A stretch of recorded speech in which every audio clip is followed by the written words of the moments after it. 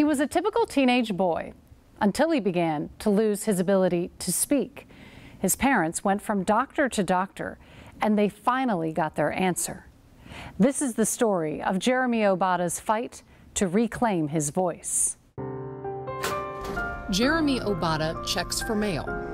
To understand why a walk to the mailbox and a laugh with his mom is amazing requires us to go back through an unexpected journey and a diagnosis that has stolen the last 5 years of Jeremy's life. I want you to try to count to 10. 1, 2, That's about as good as you can do, huh? 4, 5. By the time then 17-year-old Jeremy arrived at Emory Brain Health, his speech was all but gone, imprisoned by dystonia, a movement disorder that made his muscles contract uncontrollably. He had withered away, leaving school, becoming a recluse as his family desperately searched for answers.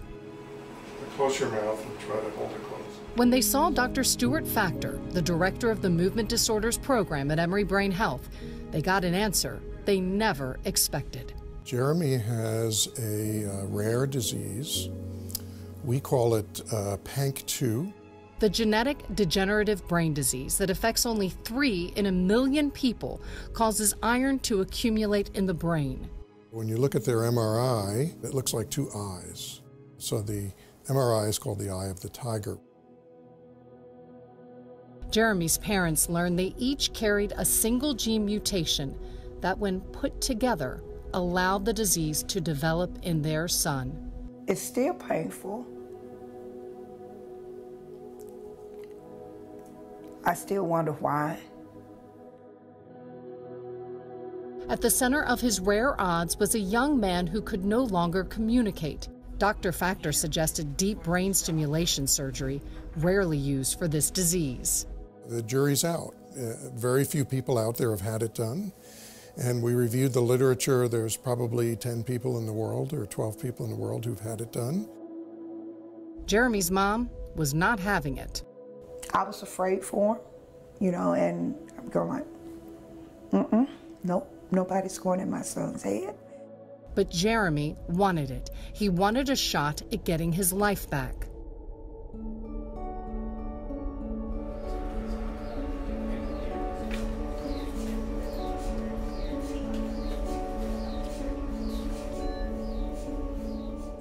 There's an area of his brain, deep in his brain, called the basal ganglia, that are not functioning correctly.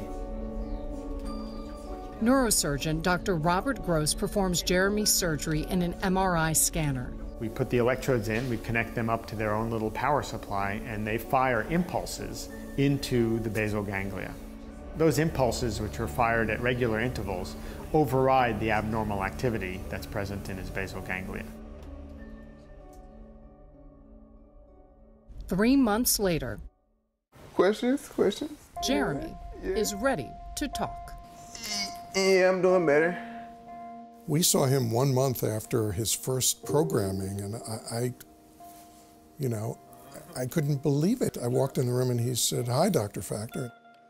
I almost came to tears because I just couldn't believe how much better he was, and I was really concerned. You know, it's brain surgery, and what are we doing to him, and is it going to be worth it, and is it going to help him? And to see him smiling and talking to me was just, I mean, that's what we do this for, right? Now count to 10 for me. 1, 2, 3, 4, 5, 6, 7, 8, 9, 10. Okay. There are still struggles, which require programming tweaks. Anything? Yeah. And Jeremy's speech will continue to improve.